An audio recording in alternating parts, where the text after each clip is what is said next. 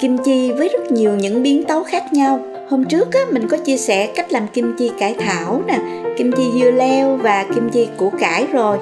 Hôm nay mình tiếp tục chia sẻ đến các bạn cách làm kim chi hành lá nhé. Vô cùng đơn giản mà lại ngon miệng và rất tốt cho sức khỏe nữa đó. Bạn nào thích nhớ đăng ký kênh để theo dõi những video tiếp theo của mình nhé. Các bạn xem thành phẩm kim chi hành lá của mình đây. Cọng hành lá dài nè, xanh mướt lẫn với màu sốt bột ớt màu đỏ rất là bắt mắt. Khi làm kim chi bằng hành lá, hành sẽ không còn bị hăng nữa. Khi ăn lại ngọt ngọt, chua chua rất dễ ăn. Nào cùng vào bếp với mình nhé. Nguyên liệu để làm kim chi hành lá mình có để trên bảng nguyên liệu, mọi người cùng theo dõi nha.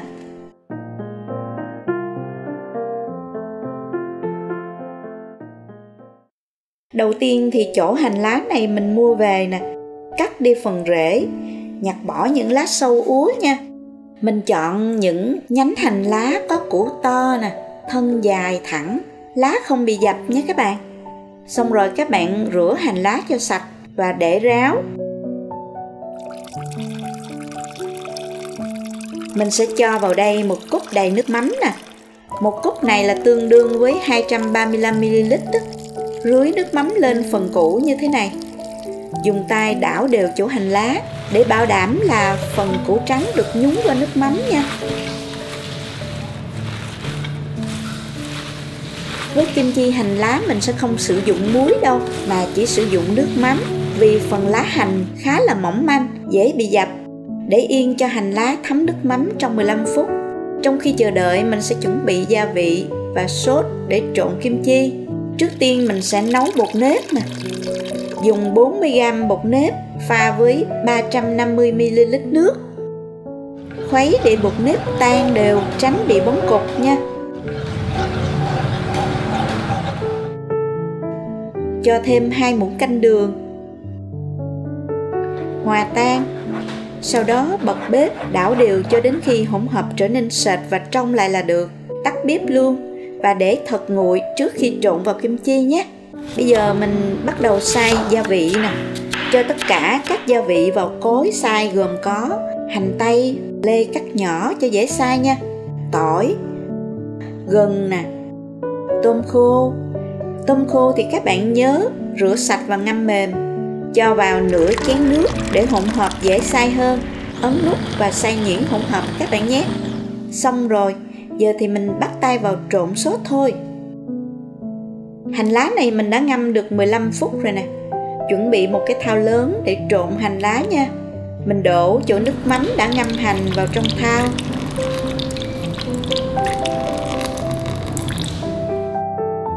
Tiếp tục cho chỗ gia vị đã xay nhuyễn nè.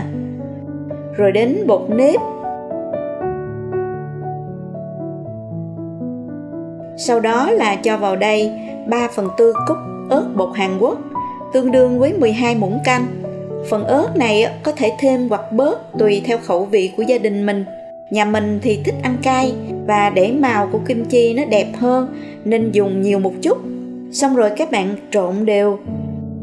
Xoa đều theo hình vòng tròn như thế này để tất cả các gia vị hòa trộn với nhau. Và mình để hỗn hợp nghỉ một chút để bột ớt thấm và nở nha các bạn.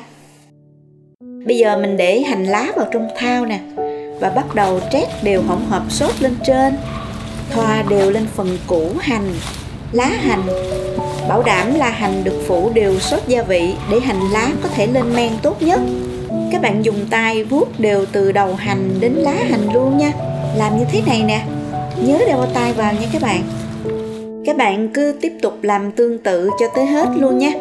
Các bạn nên chia đều hành lá và hỗn hợp sốt hành lá để lượng sốt và hành được đều nhau nha. Chuẩn bị một cái hộp để xếp hành. Có nhiều cách xếp hành. Nếu mà hộp đựng của các bạn nhỏ, các bạn có thể cuộn hành lá lại. Còn nếu hộp lớn như của mình á, các bạn xếp hành lá dài như thế này nha. Wow, xanh xanh đỏ đỏ nhìn thích không các bạn?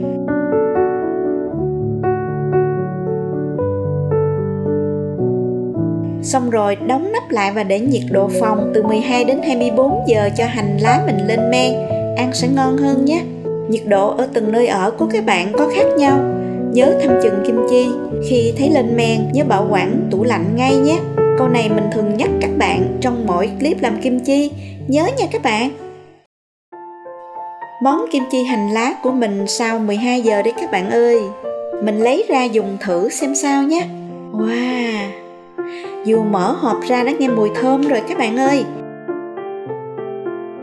Hành lá nguyên cây nè, vẫn giữ được màu xanh xanh đẹp mắt, vẫn dẻo dai, không bị mềm nhũn nha. Khi ăn vẫn giòn từ củ cho tới lá. Hành không còn vị cay nồng mà là vị chua nhẹ, cay cay.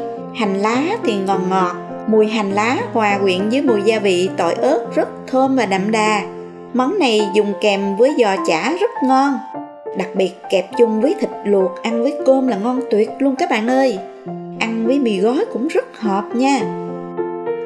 Muốn ăn hành nhiều mỗi ngày, chỉ có làm kim chi thôi các bạn ơi.